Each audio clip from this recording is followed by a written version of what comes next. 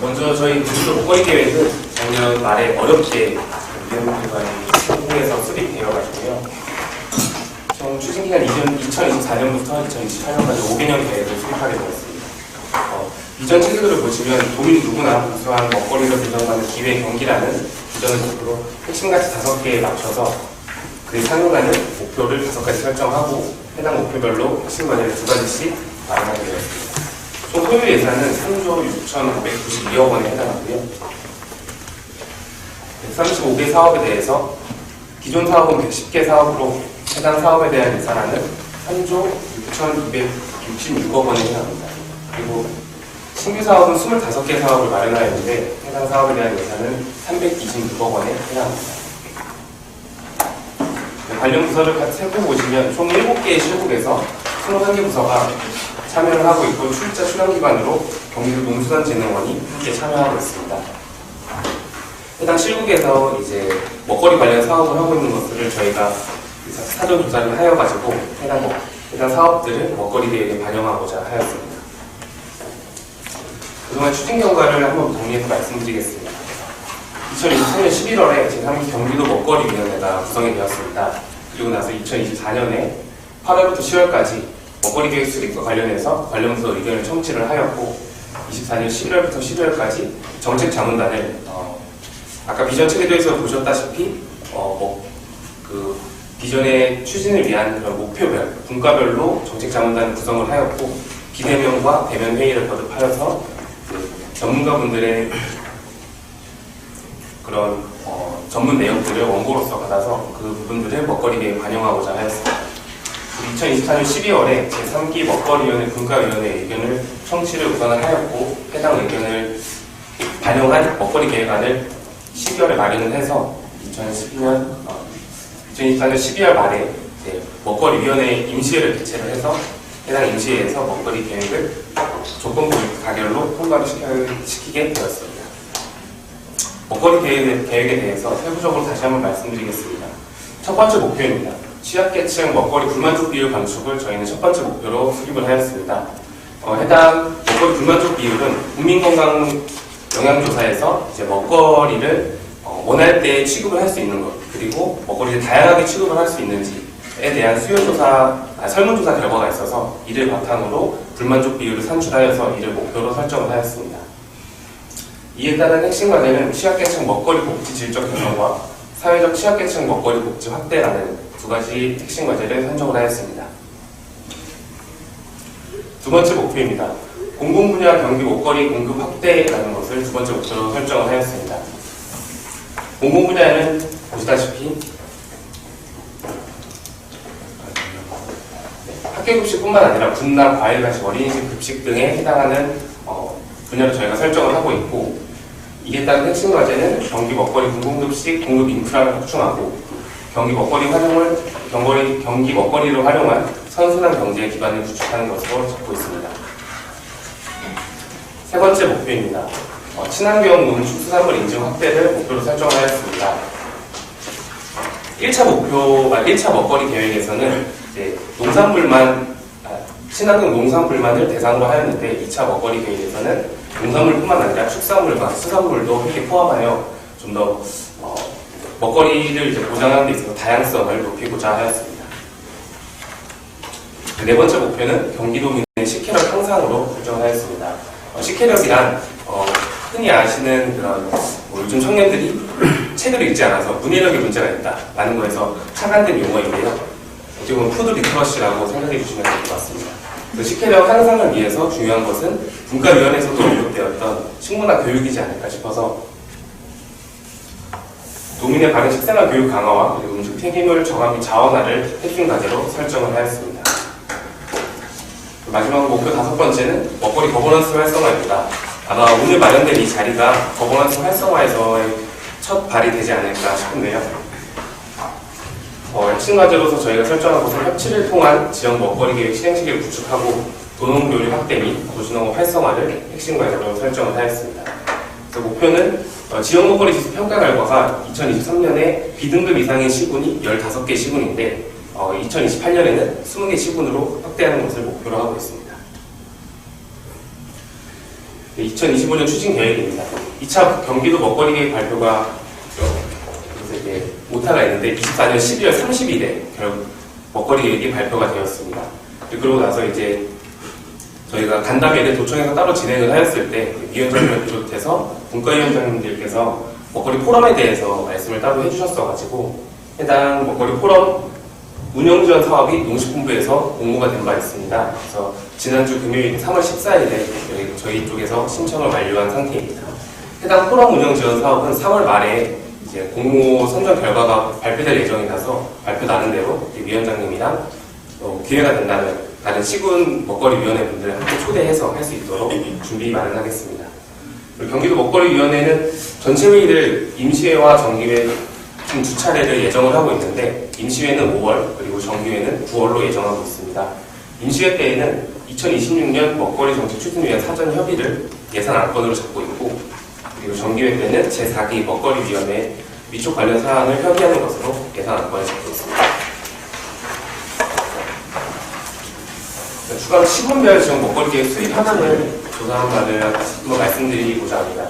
먹거리 계획과 관련해서는 수립 완료된 시군이 28개의 곳이 있고 그리고 화성시만 2차 먹거리 계획까지 수립된 상황입니다. 그리고 먹거리 계획이 수립 중인 시군은 총 3곳으로 광명시, 과천시, 양평군이 이에 해당합니다.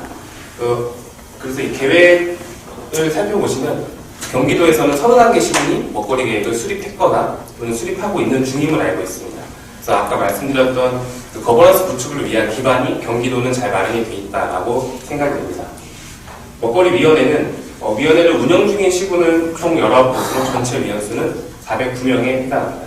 먹거리 보장 조례와 같은 경우는 조례 미수립 시군이 총 3곳으로 과천시, 하남시, 양평군 이에 해당하고 나머지 28개의 시군은 조례까지 수립된 것으로 확인되었습니다.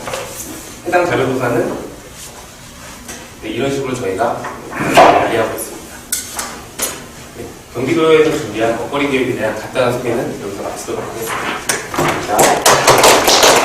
바로 질의응답하도록 하겠습니다. 혹시 경기도 먹거리 계획 소개였는데요. 궁금하신 거 있으면 질문 주세요.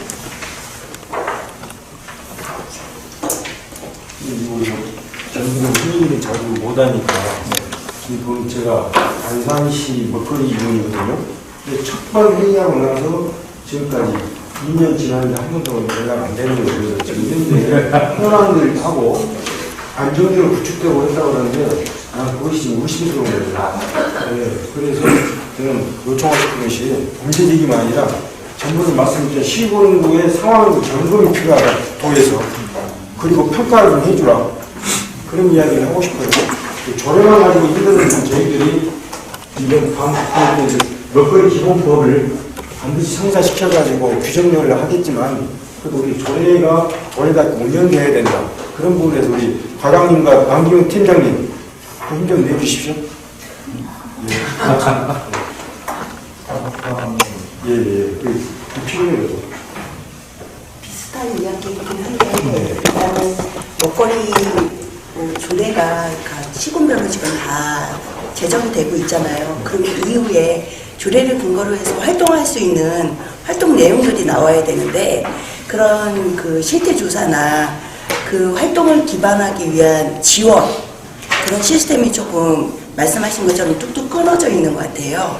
그래서 그런 거를 실태 조사를 하고 활동을 잘 할 수 있도록 지원해 주는 게 경기도의 몫일 거라고 생각을 하거든요. 네. 그래서 그 정도 고려해 주셨으면 좋겠습니다. 왜냐하면 조례는 발의를 하게 했는데 그 다음에 이거를 다 시군에서 하게 하면 지자체별로 의지가 있는 곳은 안양처럼 잘할 수 있지만 그러지 못한 곳은 어떤 한 사람에 의해서 갈 수도 없고 이게 정책적으로 좀 지원이 마련돼야 되는 부분이 있는 것 같습니다.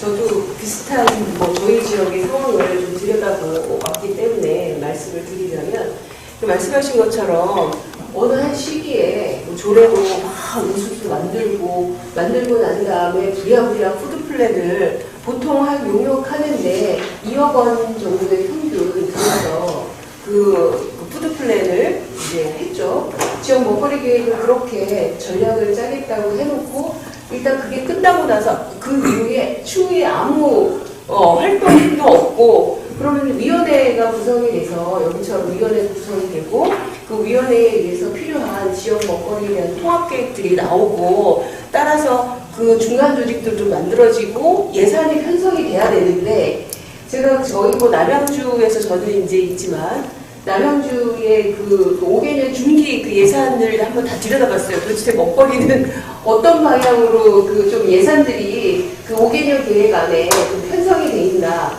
이렇게 봤더니 정말 거기에 나와 있는 게 1억 이상에 되는 그 사업들만 이제 쭉 거의 명시가 되는데 1억 이상이 되는 예산들이 거의 없는 거예요. 그러다 보니까 먹거리는 진짜 가다가 뭐 눈 씻을 만큼 하나 뭐 이런 정도가 있다 보니 과연 그 지역에서 이렇게 그 국민의 안전하고도 건강한 먹거리 보장과 그에 따른 그 자급도를 높이기 위한 이런 식량 계획들을 지역 자립도를 높이기 위해서 과연 얼마만큼 집중하고 있는가 그 집중은 곧 예산으로 나와야지 그 예산이 곧 의지가 될 텐데 그런 것들이 일체 없는데 너무 형식적이고 명목적인 이런 것들만 놓고 이제 실태조사 안에 수치에 들어가니까 어느 정도 경기도에서는 국민의 그 먹거리 보장권이 어느 정도 실현되고 있다라는 이 수치의 허구가 드러나거든요. 그래서 이게 실태 조사를 한다라고 했을 때 실태 조사의 체크리스트를 조금 그 세세하고도 분명하게 좀 만들어서 그런 것들의 성과가 어느 정도인지 그리고 그 안에 실제로 그 지역에서 이런 것들을 의지를 반영한 먹거리 전체 지자체 그 예산액이 어느 정도 되어져 있는지 항목은 어떻게 갔는지 그런 것들도 사실은 좀 통합적으로 경기도에서 좀 그 실태조사 현황으로 좀 들어가야 되지 않을까. 너무 무리한 건가요? 저는 그렇게 생각이 돼야지 우리가 이렇게 시간을 내고 애쓰고 하는 것들에 대한 실제적인 그 효과를 낼 수 있지 않을까 그런 생각이 듭니다. 저는 좀 칭찬을 하는 쪽으로 칭찬을 좀 하셔야 사실 저 먹거리위원회 경기도 1기, 2기를 하고 그전부터 쭉 해왔지만 사실 우리가 머리로 생각하는 그가 발로 가기까지는 되게 오래 걸리잖아요.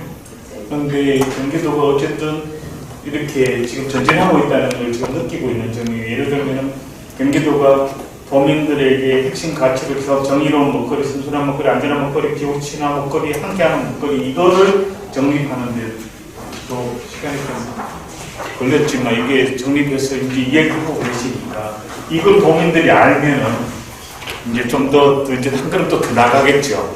이렇게 더디어 가지만 계속 전진하고 있다는 점에서는 저는 대단히 그래도 훌륭한 경기도가 아닌가 하는 생각을 하고 있습니다. 뭐 시간이 늦는 거는 저는 사실 괜찮다고 생각을 드리거든요. 저도 그 말씀에 너무 동의가 되고요. 그 사실 지금 경기도만 하고 있는 이런 게 있죠. 인사고 프로그램이나 어린이들 건강 다양하시고요. 이번에 보니까 뭐 마음튼튼해서 그 산모들에게 그 미역국 끓이는 화성 축사지 이것도 한 2년차 시사업을 지금 진행을 하고 있고 그런 것들이 있는 거는 정말 너무 다행인데 말씀하신 것 중에 한 가지 조금 동의가 어려운 건 이게 천천히 가도 된다. 라고 하시는 분. 왜냐면 지금 그 저희는 시골에 살고 있기 때문에 기후위기가 지금 저희 지역에 덮치고 있는 농산물의 현황들을 진짜 매해 보고 있거든요. 작년은 정말 초토화였어요. 이런 상황에서 그 먹거리에 대한 부분들을 점진적으로 갈 수 있는 그 여유로운 시간을 가지고 과연 이걸 보는 게 맞는 건가. 저는 우선순위가 좀 있어야 된다고 생각하고 먹는 거는 가장 직접적이기 때문에 우리가 이런 걸 어떻게 확보하고 안전하고 또 안정적으로 지속 가능하게 할 것인가에 대한 부분들을 정말 집중하지 않으면 그 속도감을 내지 않으면 안 될 거라고 생각이 되기 때문에 죄송하지만 그 부분에 대해서 제가 세상에 그 꼴가고 있는데 이 정도만 있어도 굉장히 빠른 거 아닐까 하는 생각도 갖고 있습니다. 여유를 배워보겠습니다.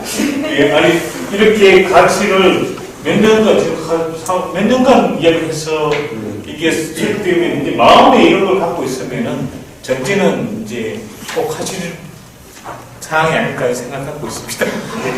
아니 이사님 말씀에 공감하는 부분이긴 한데요. 저희가 이제 먹거리 기본 조례를 만들고 나서 얼마 전에 먹거리 기본에 플러스 안전까지 포함해서 먹거리 안전 조례를 저희가 만들었거든요.